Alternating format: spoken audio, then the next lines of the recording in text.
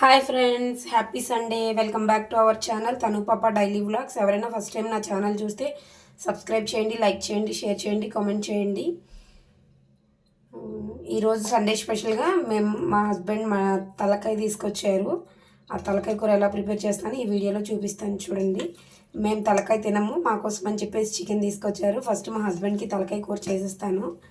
తలకాయ పులుసు పెట్టిన తర్వాత మా కోసం చికెన్ ఫ్రై లేదా చికెన్ బిర్యానీ చేస్తాను. చూస్తూ ఉండండి. ఇప్పుడు దీనిలో 1 స్పూన్ పసుపు వేసుకుందాం. అలాగే 1 స్పూన్ ఉప్పు, 1 స్పూన్ కారం, కొంచెం అల్లం వెల్లుల్లి పేస్ట్, ఒక చిన్న గరిటెతో ఆయిల్. ఈ విధంగా అన్నీ వేసుకున్న తర్వాత ఈ తలకాయ కూరకు పట్టే విధంగా వీటన్నింటినీ మిక్స్ చేసుకుందాం. ఈ విధంగా మిక్స్ చేసుకోవడం వల్ల తలకాయ కూరకి ఉప్పు కారం గట్టిగా ఎక్కువ పడుతుంది, టేస్ట్ బాగుంటుంది.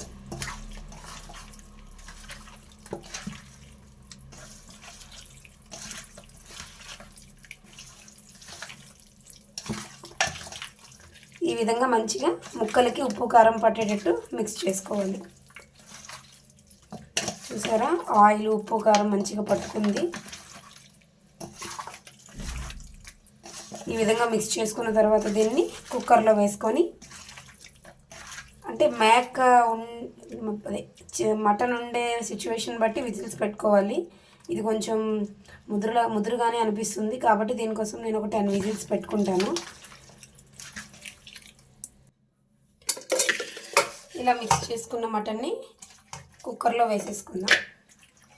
కుక్కర్లో వేసుకొని వాటర్ ఏమి వేయకుండా ఒక 10 విజిల్స్ రానిద్దాం. 10 విజిల్స్ వస్తే మటన్ మెత్తగా ఉడికిపోతుంది. కుక్కర్లో ఈ విధంగా వేసుకున్న తర్వాత దీన్ని మూత పెట్టి గ్యాస్ పైన పెట్టుకొని 10 విజిల్స్ రానిద్దాం. గ్యాస్ పైన పెట్టి గ్యాస్ ఆన్ చేసుకుందాం. కుక్కరు 10 విజిల్స్ వస్తే మటన్ మంచిగా ఉడికిపోతుంది. మటన్ ఉడికేలోపు మనం తలకాయ కూరలోకి గ్రేవీకి మసాలా రెడీ చేసుకుందాం. ఇప్పుడు మటన్ తలకాయలోకి గ్రేవీ ప్రిపేర్ చేసుకుందామని చెప్పాను కదా, ఇలా ఆనియన్స్ తీసుకున్నాను. ఆనియన్స్ తీసుకొని చిన్న చిన్న పీసులుగా కట్ చేసుకోవాలి.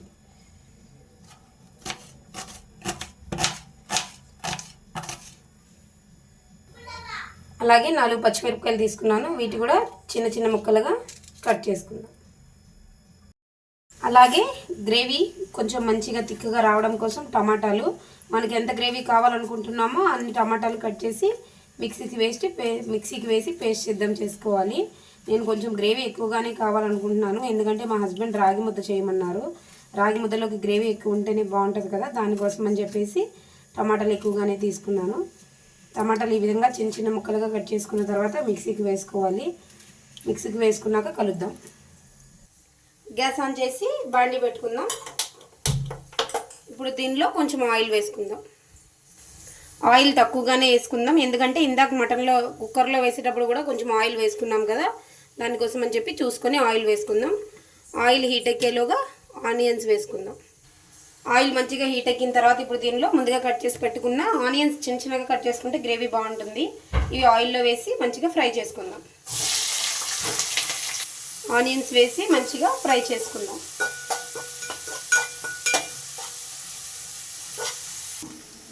ఆనియన్స్ ఈ విధంగా బ్రౌన్ కలర్లోకి వేగిన తర్వాత దీనిలో సన్నగా కట్ చేసి పెట్టుకున్న పుదీనా వేసుకుందాం. పుదీనా వేసుకోవడం వల్ల మంచి ఫ్లేవర్ వస్తుంది మటన్కి. కర్రీ కూడా చాలా టేస్టీగా ఉంటుంది. ఎవరైనా ట్రై చేయాలనుకుంటే ట్రై చేయండి, చాలా బాగుంటుంది. పుదీనా వేసిన తర్వాత ఈ విధంగా ఫ్రై చేసుకుందాం.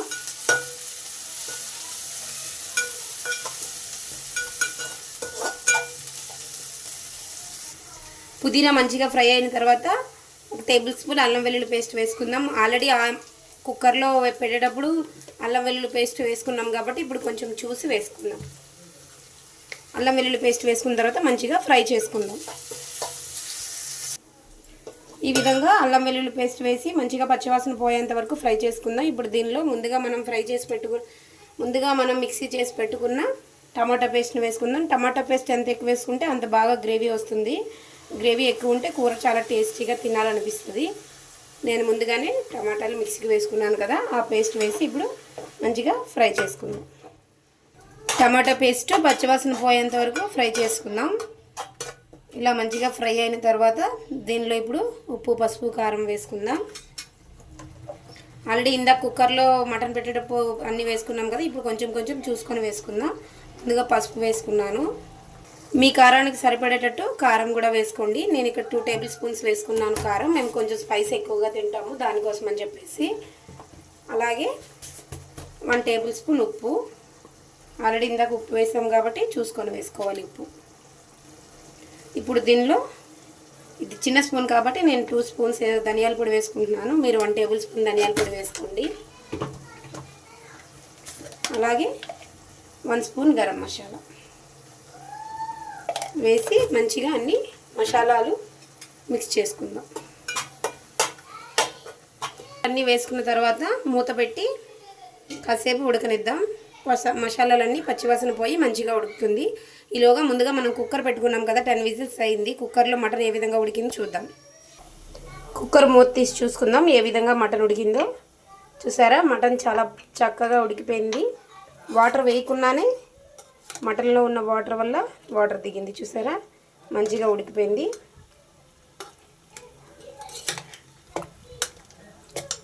మనం మూత పెట్టుకున్నాం కదా, మసాలాలు మంచిగా ఫ్రై అయిపోయినాయి.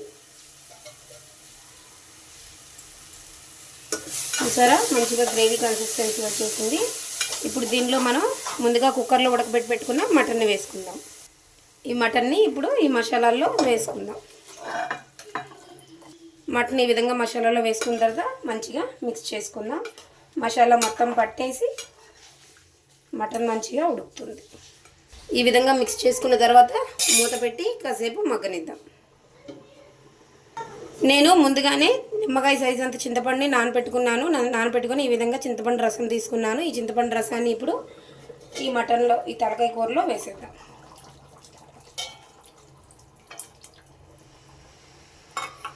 వేసిన తర్వాత మంచిగా మిక్స్ చేసుకుందాం. తలకాయ కూరలో ఈ విధంగా చింతపండు రసం వేయడం వల్ల మంచి టేస్ట్ వస్తుంది, చాలా బాగుంటుంది. ఇప్పుడు ఉప్పు కారం చూసుకుందాం. ఉప్పు కారం సరిపోకపోతే వేసుకొని మంచిగా మూత పెట్టి మగ్గనిద్దాం. కూర ఈ విధంగా ఉడుకుతుంది. కూర ఉడికేలోపు ఈ తలకాయ కూరలో కాంబినేషన్గా మా హస్బెండ్ కోసం రాగి ముద్ద చేద్దాం. ఏ విధంగా ప్రిపేర్ చేస్తానో ఈ వీడియోలో చూపిస్తాను, రండి. ముందుగా 1 గ్లాస్ రాగి పిండి తీసుకున్నాను. 1 గ్లాస్ రాగి పిండికి 2 గ్లాసులు వాటర్ వేసుకోవాలి. 2 గ్లాసులు వాటర్ వేసుకుంటే కరెక్ట్గా వస్తుంది.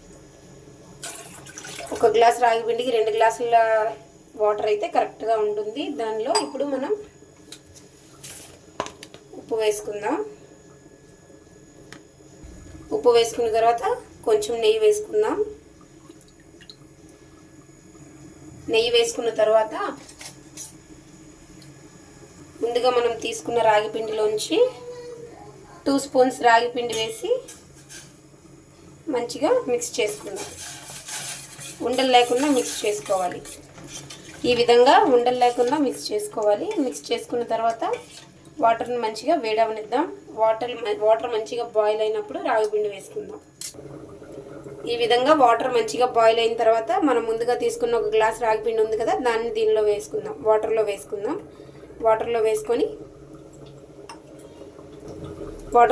తర్వాత ఈ విధంగా మూత పెట్టుకుందాం. మూత పెట్టి 5 నిమిషాలు మగ్గనిద్దాం.